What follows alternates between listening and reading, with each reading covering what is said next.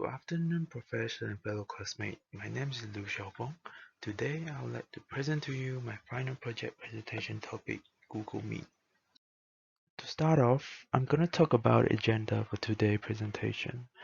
I will begin with an introduction and history of Google Meet. Then I'm going to move on to talk about some of the features of it. Also, I'll be sharing with you the costs and risks of using Google Meet as our tool for communication. And finally, I will end the slide with your final recommendations. First of all, Google Meet is a video communication service that's been developed by Google. Google formally launched Meet in March 2017. Meet is similar to the video chat service provided in the consumer Hangout, but support way more participants. It can accommodate up to 30 participants in a single meeting.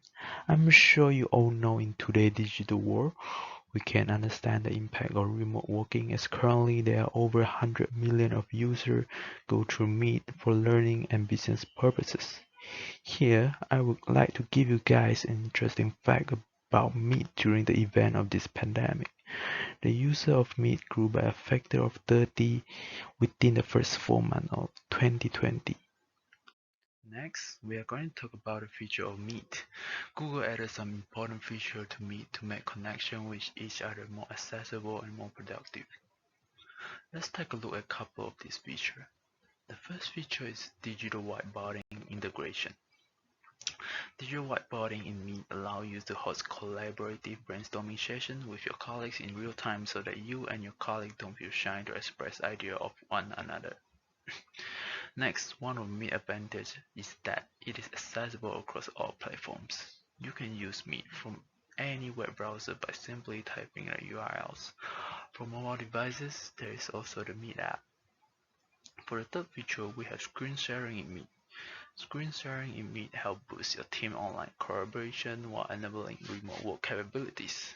If users are working remotely, they can access the office computer from anywhere using screen sharing. With screen sharing, users can work on a document side by side, while not actually being physically side by side.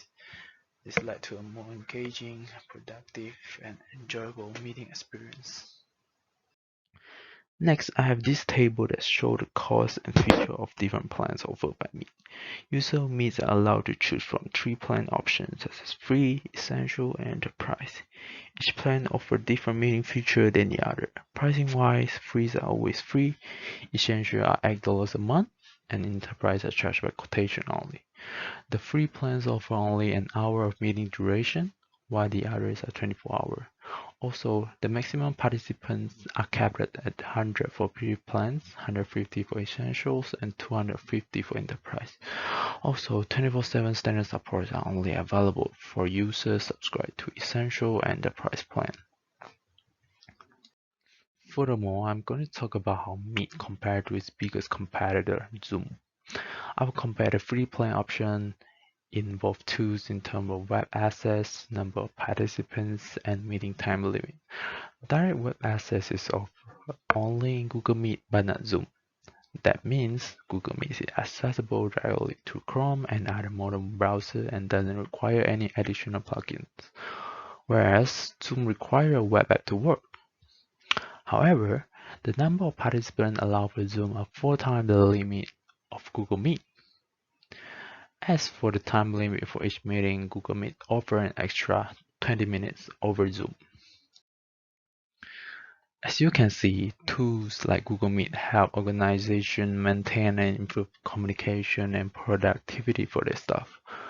However, these cloud-based tools do come with certain level of risk. User mistakes and data overexposure are the biggest among them. Mistakes such as changing sensitive data, for example, sharing passwords for company data across the cloud is a dangerous threat to data privacy for an organization. Therefore, the organization should conduct regular training sessions to familiarize employees with basic security practice. The second major risk to organization is data overexposure. The chat history and documents that we normally send to each other on the platform are retained forever by default in our meeting groups, which makes it very vulnerable to cyber attack. And in order to avoid data being stolen for some cyber hackers, the organization has to add a higher level of security measure to reduce data exposure. So this concludes the focus of today's presentation. To end, I would like to recommend Meet as the communication tool for the workplace because it is more affordable, user-friendly, accessible, and more importantly, protected by a solid security framework. And overall, I can say that it's an all-round good choice for small to mid-sized businesses. And that brings us to the end. I would like to thank you for your time and attention today.